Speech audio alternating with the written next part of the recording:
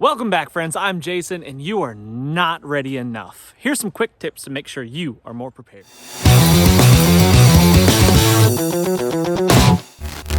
Dry fire training is probably the most beneficial thing that I've done to improve my abilities on the range. Typical drill that I would like to do is clearing the shirt, getting a solid grip on the dyno, finding the front sight, driving it towards the target, and a slow, controlled squeeze of the dyno arm without moving the sights. I can also work malfunctions, such as if I get a click and no bang, that requires a tap, a rack, represent, and squeeze bang. Very beneficial, costs you $0 to do dry fire training, and it really has made a huge difference in my abilities on the range. Do everything you can to waterproof the pack and all of the contents inside. A lot of people gear up, they get all this expensive, fancy stuff loaded up in these big, expensive packs, but they don't do anything to keep things dry because they just assume, I guess, the weather's going to be fair.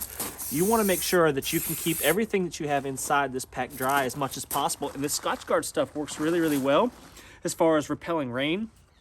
Obviously, if you dunk this pack in the ocean, it's going to take on some water. It's not waterproof. It's not a dry bag, but it will repel a lot of the rain and shed a lot of the water off if you treat it with Scotchgard. Pay particularly close attention to the top of the pack because that's going to when you're wearing it, that's going to be receiving most of the rain. When you set the pack on the ground, the bottom's going to get wet, so treat that as well. Move the straps out of the way, get every nook and cranny.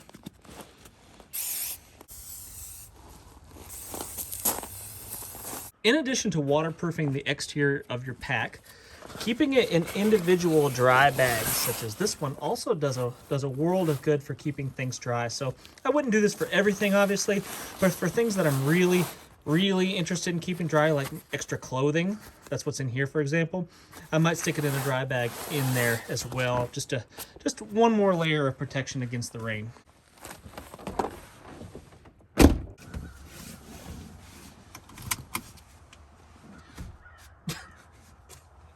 Generally, when I'm riding in a vehicle, I've got a seatbelt on and I carry concealed. But every now and then, if the situation presents itself and it looks like a little bit of a sketchier area, I will expose my dinosaur and I will have it much easier to access. And carrying it in an appendix rig like this makes it so much easier to get to, and that's where the appendix rig really shines. Carrying on the hip, any of the other locations in a vehicle is much more difficult to get to. This is very easy to engage out both windows, out the windshield, or even out the back glass if needed.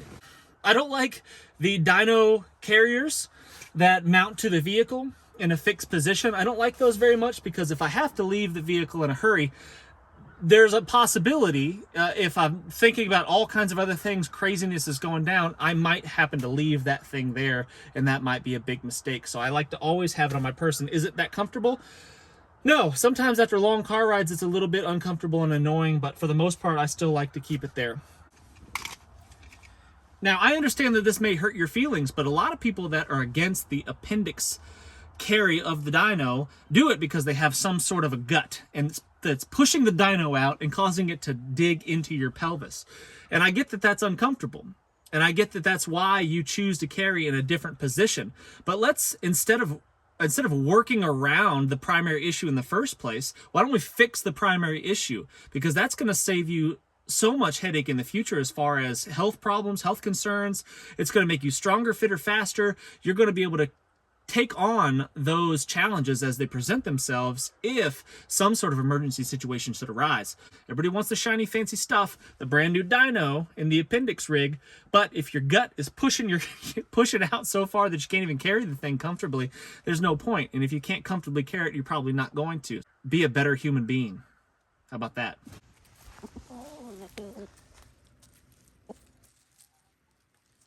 Get some chickens. They lay eggs, and you can eat them. It is a win. Of all the farm animals, chickens make the most sense.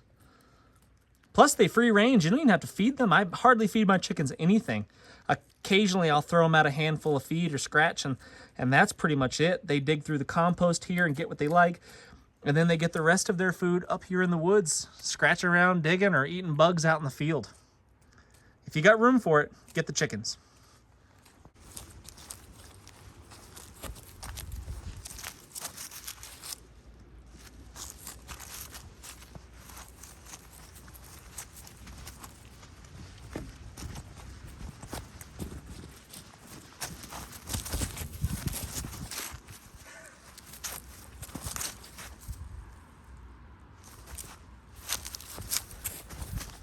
Get a dog. Their eyes, their ears, their nose, so much more acute than yours.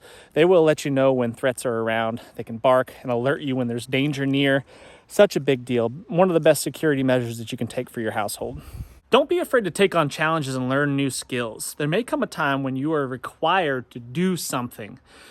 Fix an appliance, work on a vehicle, whatever it may be. And if you haven't practiced this, you haven't acquired the skills, the knowledge, perhaps the tools to do the job, you won't be able to. And you may not be able to just call somebody up, call a guy up and him run over here and take care of your problem. You're going to have to be a lot more self-reliant. Don't be afraid. Learn new skills, trades, tasks. Be more awesome. Anybody know what this is? It's an actual map. Keep one of these in your car because let's say technology fails, from time to time. And if your GPS isn't working, for whatever reason, you need to navigate your way from A to B. Having an actual map, something that doesn't fail, and a compass will get you out of that spot.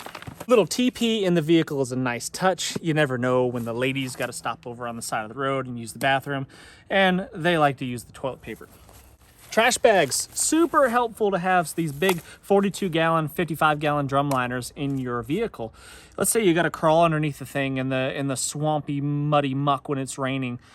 You can lay this thing down on there and not get so nasty, which is nice. You can also make an improvised poncho out of them. You can throw garbage in them, clearly. So lots of uses to carry trash bags around. Just a designated truck car raincoat is a good idea as well. Just pull this nasty thing out and throw it on when you got to crawl underneath it or work on something stuck in the mud, who knows. Probably without question the most likely scenario that you'll need a med kit for is some sort of vehicle accident.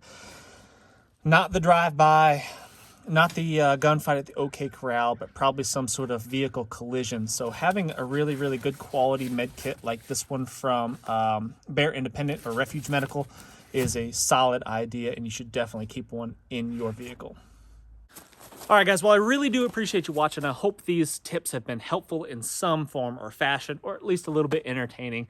Thanks so much for watching. Hit that thumbs up, subscribe if you haven't done so already, and I cannot wait to see you on the next one.